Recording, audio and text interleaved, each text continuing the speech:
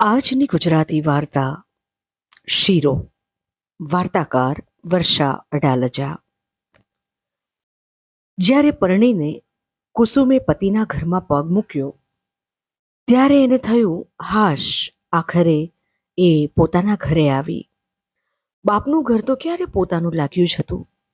જે દિવસે હરિદાસના ઘરમાં એનો ચોથી દીકરી તરીકે જન્મ થયો એ દિવસથી જ એની પનોતી બેઠી હતી. અંધારા ઓરડામાં ગંધાતા ગાભા જેવા ગોદડામાં જન્મી એ સાથે જ એ ખૂબ રડી હતી. એમ મોટી બહેનને યાદ છે. એ કહે છે, માને તો બિચારીને ક્યાં ભાન જ હતું.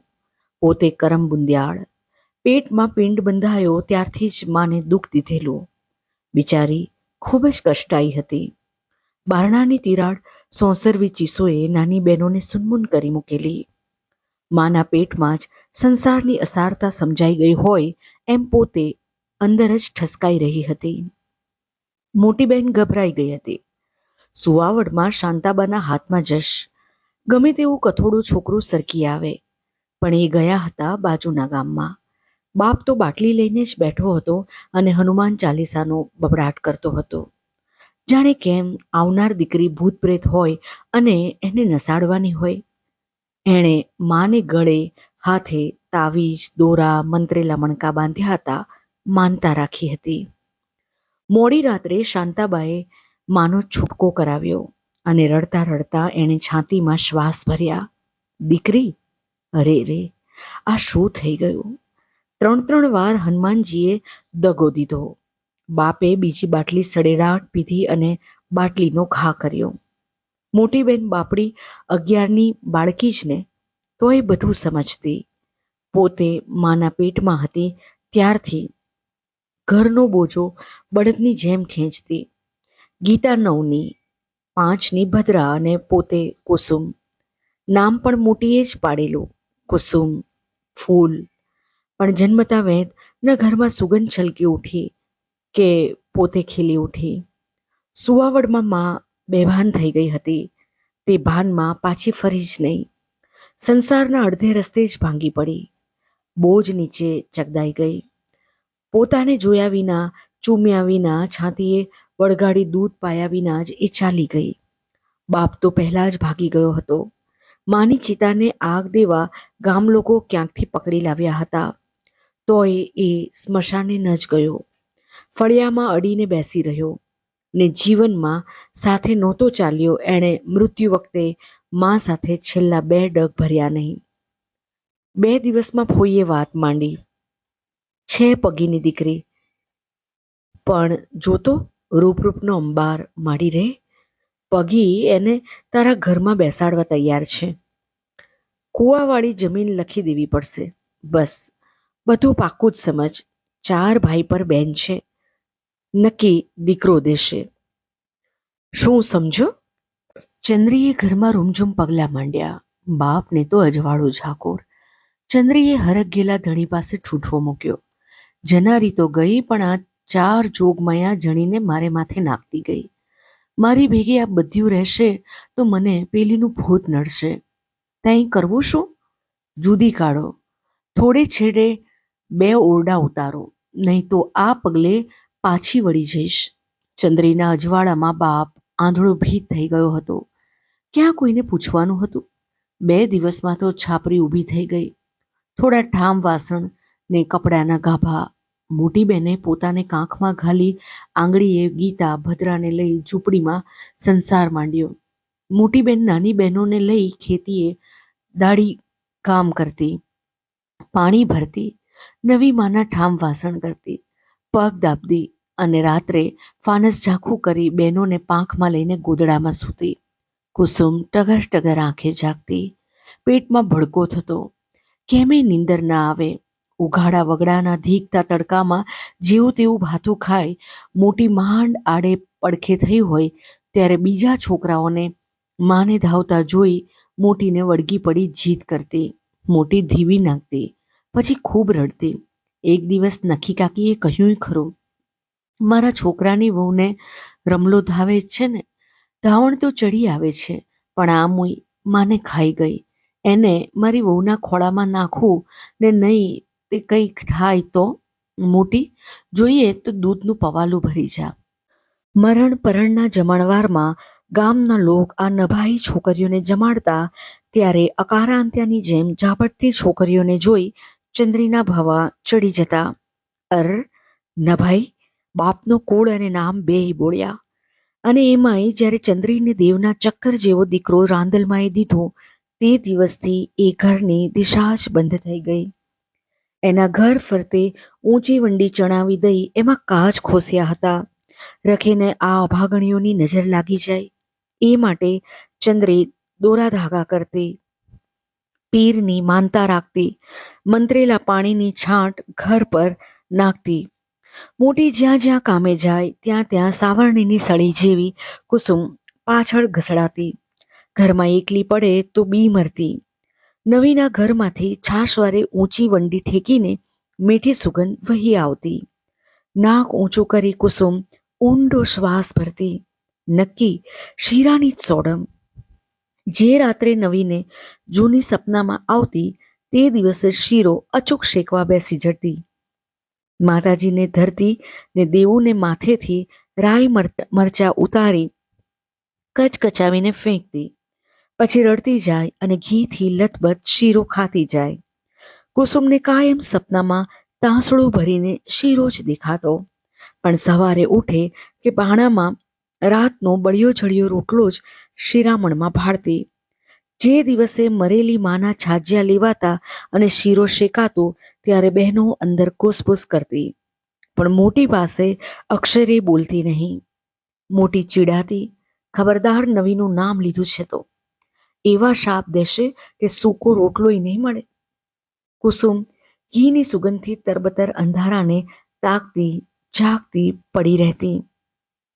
ગામમાં ક્યાંય સત્યનારાયણની કથા છે ખબર પડતા કુસુમ હળી મિલતી. શીરાના દડિયાની આશામાં એ ફળિયાનમાં ચોખા ખાતી બેસી રહેતી. ઘરનું કોઈ બોલતું, વાલામુઈનું નાક છે કંઈ? કોણ જાણે ક્યાંથી આવી ચડે? એને પહેલા પ્રસાદ બાળી દ્યો એટલે નિરાંત. કુસુમ મોટી થતી ગઈ. ગીતાની આંગળી પકડી ચૌધરીની શાળામાં 2 અક્ષર પાટીમાં પાડતા શીખી ગઈ. શરીર ભરાતું ગયું. ઓઢણીનો છેડો છાતીએ નાખતી થઈ. બધી બહેનોમાં એ અલગ તરી આવતી. ચંપાના છોડ જેવી સવળોટ અને ખીલેલી. મોટીને લમણેથી વાળ ઘસાઈ ગયા હતા અને પાણી સારી સારીને ખોંદ નીકળી ગઈ હતી. એ બહુ કહેતી, મોટી હાવ કર, પગ વાળીને બેસ. અમે ત્રણેય કામ કરીને એવું ઘર ઊભું કરી દઈશું કે નવી ડોળા ફાડીને જોશે. તું કહેતી હોય તો દેવોને કૂવામાં નાખી આવીશું. એણે વિતાડી છે તો અમને છાતીએ ઘા કરતા આવડે છે હો. એના દિન આથમી ગયા. ધણી થઈ ગયો મડા જેવો અને ભાઈઓ જમીન હડપ કરી ગયા. મોટી તું કહે તો પણ મોટી કહે તો ને એ ત્રણેયને ધમકાવતી. આ ભોગવીએ છે એ ઓછું છે કે ડાકણને છંછેડવી છે? કોઈએ કામે જવાની જરૂર નથી. હું બેઠી છું ત્યાં ઘર માંડી દ્યો એટલે બસ. પણ મોટી તું ઘર માંડી લે એમ કહેવું ત્રણેયમાંથી કોઈને સૂચ્યું જ નહીં. મોટી માં, 3 છોકરીઓ ઉંમરલાયક. આજ એનો કુંવારો સંસાર. ગીતા અને ભદ્રાનું ઘર મંડાઈ ગયું. ગામમાં ને ગામમાં પૂખડું સોનુંય દીધું. નવી બળીને બૂંદ થઈ ગઈ. લગ્નને દાડે ડેલી વાસીને બેસી રહી. તેલ ફૂલેલ નાખી પટિયા પાડતો દેવું ક્યાંય રખડ્યા કરતો. 2 દાડા ઘર આગળ ઢૂંકતો નહીં. ધણી પડ્યો હતો ખાટલે. ભાઈ ભાભીઓએ મોં વાળી લીધા હતા. નવીને મજૂરી કરતા મોં ભારે પડી જતી. શીરાની સુગંધ ઉડી ગઈ હતી. મોટીની પાછળ રહી કુસુમ. એને વરાવાનું ભારે પડી ગયું હતું. ફૂલ જેવી છોકરી નાખવી ક્યાં? કોઈ જુવાન એને જોઈ પીગળી જતો તો મા બાપ ધમકાવી નાખતા. જન્મ બળી છે ને એમાં થોકે ને થોકે રૂપ. ના રે ભાઈ, ઘરમાં સાપ પાલવે. પાછો દલ્લો લાવતી હોત તો ધૂળ નાખી. અંતે ઠેકાણો પડ્યો. બાજુના ગામમાં મોટીએ માંડ ચોકઠું બેસાડ્યું ત્યારે રડતા રડતાય કુસુમ હરખાઈ. ઘંટીના પડ જેવું છાતીએ વળગેલું ગામ આખરે છૂટ્યું કે પછી ગામની છાતીએથી કરમ બુંદિયાળ પથરો છૂટ્યો. વિદાય ટાણે મોટીને બાથમાં લઈ કુસુમ ધ્રુસકે ધ્રુસકે રડી પડી. મોટી એની માં, મોટી એનો બાપ. મોટીએ રૂના પોતે દૂધ પાઈ ઉછેરી, શરીર નીચોવી હેતના ઘૂંટ પાયા. ગીતા ભદ્રા ગયા, પોતે ગઈ. હવે મોટી રહી પાછળ, સીમમાં ઉગેલા એકાકી બાવળ જેવી. કુસુમે પતિના ઘેર પગ મૂક્યો ત્યારે એને થયું હાશ, પોતાના ઘેર આવી. ખીચોખીચ ભરેલી નાની ઓરડી, ઘરમાં કુબા જેવો મસ્યો અંધકાર, દેવી દેવતાના ઝાંખા તૂટેલા કાચના ફોટા અને જૂના કેલેન્ડરોના પૂઠાથી ભરેલી જર્જરિત દિવાલો, તૂટી ફૂટી ઘરવખરીમાં ગંધાતા ગાડલા અને ઘોબાવાળા વાસણો. પાડોશણે પાણિયારે કરેલ દીવા આગળ છેડાછેડી છોડી કુસુમે સંસાર માંડ્યો. ઘરમાં એક ધણી, ન આગળ ઉલાળ કે ન પાછળ ધરાળ. પતિ મિલમાં કામ કરતો, કોઈ વાર રાત પાડી, કોઈ વાર દિવસની પાડી. કામે ન ગયો હોય ત્યારે બીડી ફૂંકતો, ખાસ તો એને ટગર ટગર જોયા કરતો. કુસુમ ફડક ખાઈ જતી, જાણે નજરથી કપડાં ખેંચતો હોય. રાત હોય કે દિવસ, ગિરધીથી ઉભરાતી ચાલીના બારણા ફટાક વાસી કુસુમને બાથમાં કચડી નાખતો. ગીધ જાણે ચાંચ મારી શરીરમાંથી એક એક લોચો માંસનો ખેંચી કાઢતો. પછી બારણા ઉઘાડા મેલી ચાલતી પકડતો. એ ચોથાયેલી પડી રહેતી. ઊભા થવા માટે શરીરમાં શક્તિનું ટીપુંય બચતું નહીં. આજુબાજુના ઘરમાંથી કોઈકનું દબાયેલું ઝીણું હાસ્ય સંભળાતું અને એ સળગી જતી. આ પોતાનું ઘર? એ ચારે તરફ નજર કરતી. અહીં પોતાનું શું હતું? સરસામાન, વાસણ કુસણ, સ્ટવ, ખાટલો, આ બધું કોઈકનું હતું. આ સઘળા સામાનનો ધણી આવતો અને એ પેટમાંના ગર્ભની જેમ કોચલું વળી જતી. 2-4 લુગડા અને ખાવાનું, એનું ભાડું ભરતી હોય એમ ધણી શરીર ચૂથે ત્યારે પડ્યા રહેવાનું ચૂપચાપ, રોજે રોજ. ઉગ્યો કે આથમ્યો, માસિક હોય કે કોરી ધાકોર. પણ એક દિવસ કૌતુક થયું. ધણી 2 દિવસ ઘરમાં ડોકાયો જ નહીં. આવું તો ક્યારેય બન્યું નહોતું. એ રાજી થઈ ગઈ, ટાઢક થઈ. ગંદકી ધોતી હોય એમ સુગંધી સાબુથી ઘસી ઘસીને નાઈ. વાળ ઓળ્યા, ફૂલ ખોસ્યું, આંખોમાં આંચણ આંચતા શીરો સાંભળ્યો. હરખાઈને શીરો શેકવા બેઠી. જન્મ ધરીને પેટ ભરીને શીરો ખાધો તો જ ક્યાં. મનમાં હતું કોક દિવસ પોતાનું ઘર થાશે, પછી પોતે રાણી.